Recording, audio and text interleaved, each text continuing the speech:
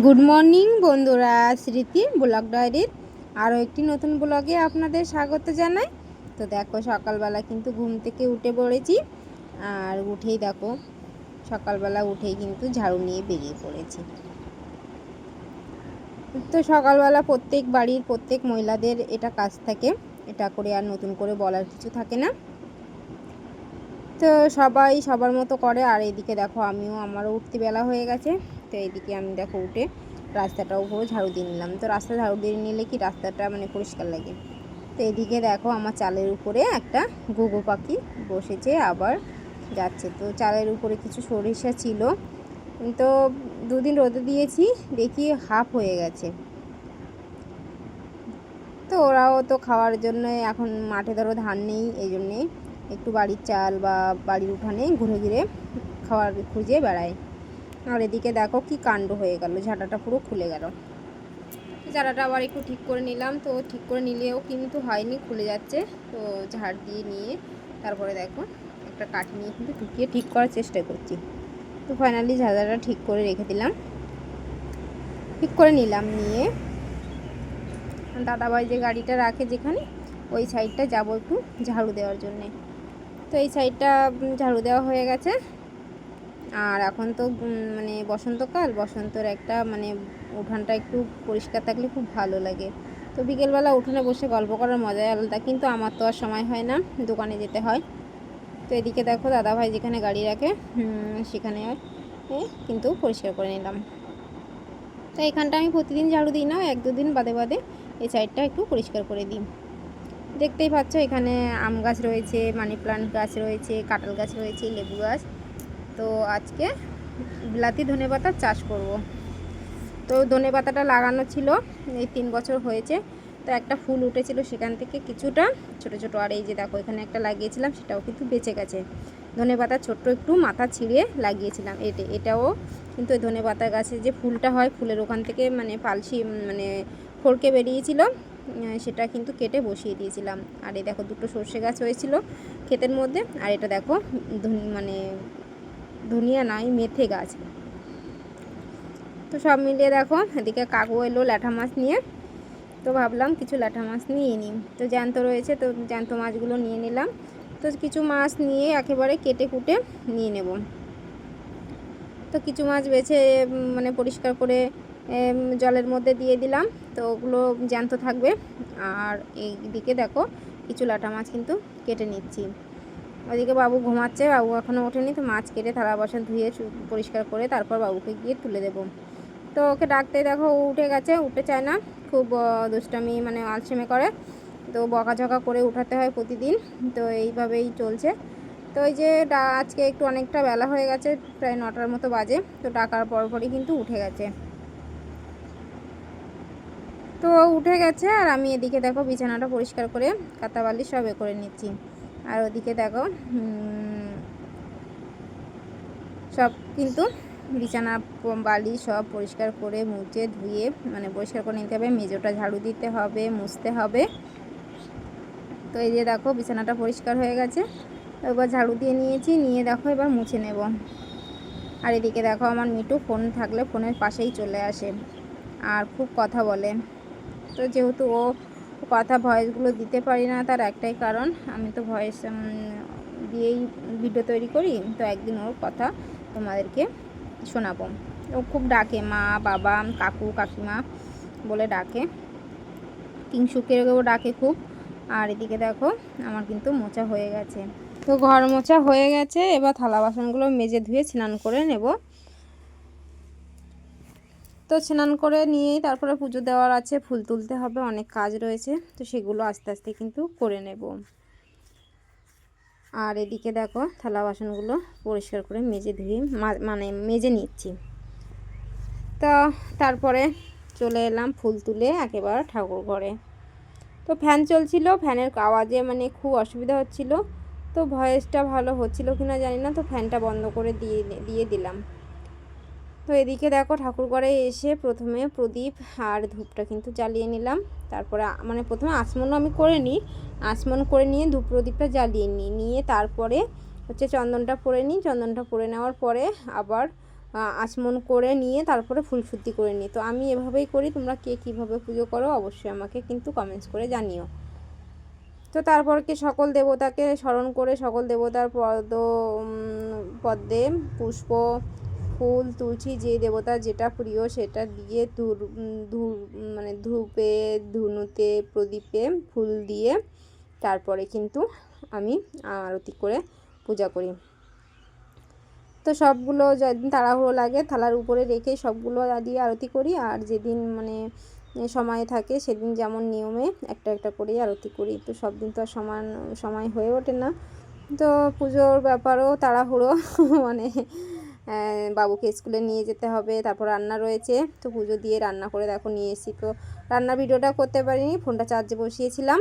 আর এদিকে দেখো রান্না করে চলে এসেছি, বাবুকে খাইয়ে নিজে খেয়ে বাবুকে স্কুলে দিয়ে তারপরে আবার দোকানে যাব। তো এই যে বাবুকে ডেকে নিলাম রান্না বান্না করে। তো সব গুছিয়ে মানে দোকানের জন্য যে ভাতটা নিয়ে যায় বাবু এসে খায় সেটাও সব গুছিয়ে নিলাম। আর এবার দেখো বাবুকে খাইয়ে দিচ্ছি, ওদিকে মিঠুকেও খাইয়ে দিলাম। তো গালে তুলে খাইয়ে দিলে না খুব সুন্দর লাগে যে কোনো জিনিস, আর নিজে তুলে খেতে গেলে তখন বিরক্তিকর মনে হয়। তো এই যে দেখো বেরিয়ে পড়েছি, আর দেখো কত মানে এখন 10:30 বাজলেই মনে হচ্ছে যে কি একটা অবস্থা তৈরি হয়ে গেছে। শীত শীত ছিল, খুব একটা বিরক্তিকর। আবার দেখো এই গরম আরও বিরক্তিকর। মানে সেই বলে না যে যায় থাকে তাকে ভালো লাগে না, যে চলে যায় তাকে খুব ভালো লাগে। তো এটা হচ্ছে বিষয়। তো এদিকে দেখো আমি দোকানে এসে সমস্ত কাজবাজ সেরে দেখো ব্লাউজ কাটিং করব। তো হচ্ছে 44 সাইজের ব্লাউজ আছে। তো প্রথমে অস্ত্রটা কেটে নিয়েছি, নিয়ে বডির 4 ভাগের 1 ভাগ মানে 11 ইঞ্চি আর সাথে 1.5 ইঞ্চি মানে টোটাল 13.5 ইঞ্চিতে একটা ভাঁজ করে নিয়েছি। তো এখান থেকে ঝুলটা হচ্ছে 14.5 ঝুল হবে। তো এখানে 1 ইঞ্চি বেশি নিয়ে 15 ইঞ্চিতে দাগ দিয়ে গলাটা 2.5 ইঞ্চি, কাটটা 3.5 ইঞ্চি আর মহড়াটা কিন্তু 6.5 ইঞ্চি নিয়েছি। আর এদিকে দেখো মানে এদিকে 11 ইঞ্চিতে দাগিয়ে আর মহড়াটা কিন্তু করে নিলাম গলার, মানে গোল গলাটাও কিন্তু আঁকিয়ে গোল গলার শেপটা দিয়ে নিলাম। এদিকে মহড়াটাও কিন্তু 1.5 ইঞ্চি রেখেই কিন্তু মহড়াটা করে নিলাম। তো তোমরা মেপে মেপে করবে। আমার ভিডিওটা দেখে যদি তোমরা উপকৃত হও অবশ্যই আমাকে কমেন্টস করে জানাবে, আর কিভাবে তোমরা কীরকম ভিডিও চাও অবশ্যই বলবে, আমি সেভাবে দেওয়ার চেষ্টা করব। আর এদিকে দেখো দুটো শালিক এসে খুব ডাকাডাকি করছে, আর আমি যাকে কাজ শেখাই সেও চলে এসেছে। তো এই যে ফর্মাগুলো আমি কেটে রেখেছি, তার একটাই কারণ মানে যখন খুব তাড়াহুড়ো লাগে তখন তো আর কাটার সময় হয় না মেপে মাপজোক নিয়ে। তো এই যে দেখো আমি ফর্মাগুলো এভাবে বসাই, তার একটাই কারণ এতে অনেকটা সময়ও বাঁচে আর অনেকটা কাপড়ও কিন্তু সাশ্রয় হয়, মানে অনেকটা কাপড় আর প্রয়োজন হয় না ব্লাউজের পাট কাটার জন্য। তো এভাবে সাজিয়ে নিলেই কিন্তু ব্লাউজের পাট কিন্তু রেডি হয়ে যায়। তো আমি সবসময় এভাবে সাজিয়ে, তোমরা দেখেই বুঝতে পারছো আমি কিভাবে কাটিং করে নিচ্ছি। তো এটা যেহেতু 44 সাইজের ব্লাউজ হবে, মানে বডিতে 44 আর কোমর হচ্ছে 39। তো এই দেখো এদিকে আমি যে কাগজটা কাটা ছিল সেই কাগজটার মাপে কিন্তু কেটে নিলাম, কারণ ওটা হচ্ছে আমি মেপে কেটে রেখেছিলাম। আর এদিকে দেখো যে অস্ত্রটা বেশি ছিল সেই অস্ত্রটা পুরোটা আমি কিন্তু ভাঁজ করে নেব হাতার জন্যে। তো আগে হাতাটা কাটিং করে নেব, তারপরে যে লম্বা যে পটলের মতো দেখতে যে পাটটা হয় ওটা কাটিং করে নেব। আর ওই ব্লাউজটা দেখতে পাচ্ছ ওইটা কিন্তু আগের দিন আমি সেলাই করেছিলাম, তোমাদের ভিডিও দিয়েছি, ঘটি হাতা। আর এদিকে দেখো হাতার লম্বার সঙ্গে 1 ইঞ্চি বেশি নিয়েছি আর ওখান থেকে ডাউন করেছি 3.5 ইঞ্চি। আর এদিকে দেখো মানে হাতার যে মহড়াটা থাকে সেই মহড়াটা কিন্তু নিয়েছি। তো এই যে দেখো এভাবে কিন্তু বক্স করে নিয়ে তোমরা হাতা কাটিং করতে পারো। তো তোমাদের দেখানোর জন্যই কিন্তু আমি পুরো যা মাপ ছিল অর্ধেক করে নিয়ে কিন্তু বক্সটা করে এভাবেই কিন্তু শেপ দিয়ে নিলাম। আর এবার এই যে শেপটা করেছি ওখান থেকে 1/2 ইঞ্চি তালপাট কেটে নিলেই কিন্তু রেডি হয়ে যাবে। আর এই যে দেখো পাটটা বেশি রয়েছে, এই পাটটা দিয়েই কিন্তু আমি এবার এই মানে পটল পাটটা কেটে নেব। তো গলার যে পাটটা ছিল গলার দুটো পাট বেরিয়ে গেছিলো, তো পটল এটা জয়েন করে দিলেও কোনো ব্যাপার হয় না। তো আমি এভাবেই কাটি, আমি এভাবে কাটলে আমার যেন ভালো হয়। তো আমি এভাবেই কাটি, তোমরা কে কীভাবে অস্ত্র ফেলে কাটো অবশ্যই আমাকে কমেন্টস করে জানিও। আর ভিডিওটা ভালো লাগলে একটু ধৈর্য সহকারে শেষ পর্যন্ত দেখো, তাহলে কাটিং তোমরা শিখতে পারবে।